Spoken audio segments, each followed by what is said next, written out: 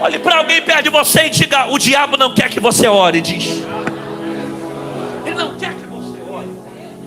Ele não quer. Por isso que é uma guerra na hora que a gente vai orar, não é verdade? Não cansa. Você está o dia todo sem bocejar. Começou a orar, boceja. É um desânimo, uma fraqueza, uma luta, um cansaço. É um impedimento. Olha isso. Ele está tentando criar obstáculos para que Paulo e Silas não vão para a oração. Que poder é esse que tem a oração? Que o diabo não quer que você ore. É por isso que ele coloca essa porcaria na tua mão, para que a gente passe mais tempo em telefone do que na oração. É por isso que o inimigo tenta te distrair com coisas desse mundo, para que você não use o poder da oração. A oração tem poder. Jesus, sendo Deus, não precisava orar, mas ele orou por algumas vezes, ensinando os discípulos a importância de orar. Você vê Jesus 40 dias em jejum e oração. Você vê Jesus, após pregar para uma multidão, se retirando, indo para o monte para orar. Você vê Jesus à quarta vigília da noite, quando Jesus apareceu para os discípulos que estavam no meio de uma tempestade. Jesus estava vindo de um tempo de oração. Antes de Jesus ser crucificado, ele estava no Getsemane, passando tempos de oração. Quando Jesus está na cruz, ele está orando, ele conversa com o Pai. Ele conversa com o Pai antes, ele conversa com o Pai durante, e ele conversa depois.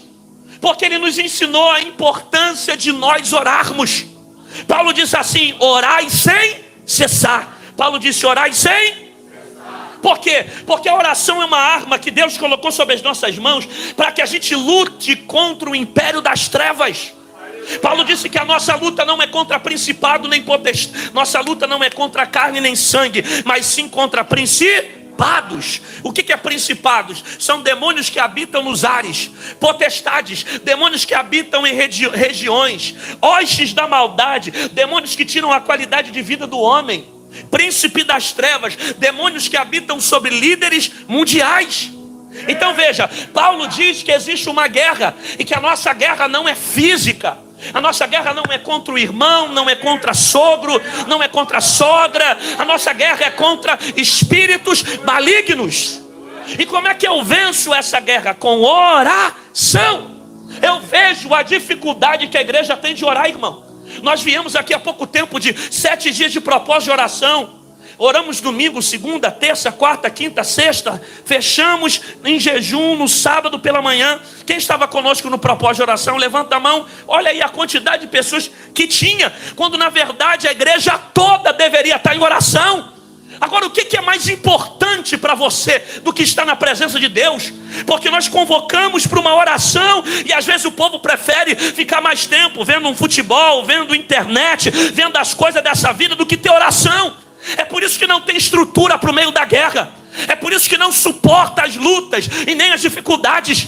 Porque uma igreja que não ora é uma igreja que não está fortificada. A Bíblia diz que nós devemos crescer em graça e conhecimento.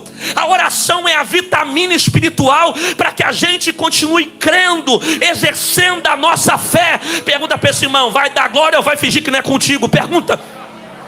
Eu vejo quantos obstáculos o inimigo tentou criar para que muitos não estivessem aqui.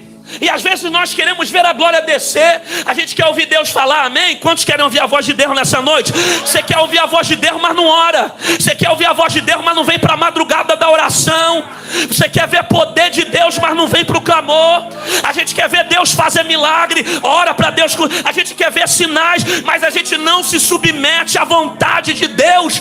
E a Bíblia diz que a vontade de Deus é boa, agradável e perfeita. Como é que você vai ver as coisas andarem na tua vida se você está parado? Como é que você vai ver as coisas se movimentarem se você está prostrado?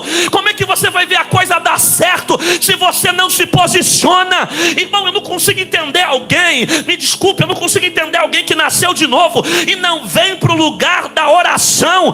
Tem gente que quando era da macumba levantava 4 horas da manhã para bater tambor para diabo, ficava no meio do pagode dançando, tocando com as garrafas, fazendo quadradinho de 3, quadradinho de 8, quadradinho de 5. Aí na hora de estar na presença de Deus, está no lugar da oração, simplesmente questiona, murmura, reclama. É por isso que a vida não muda, é por isso que a vida não transforma, é por isso que nós estamos vivendo um evangelho vazio, é por isso que a igreja não tem mais essência, não tem mais fogo, não tem mais glória. Parece que a gente entra na igreja olhando o relógio, deixa eu ver que hora o culto vai acabar. A gente fica preocupado com o término do culto, em vez de entrar na presença de Deus dizendo: Deus me limpa, me rasga no meio, eu sou pecador,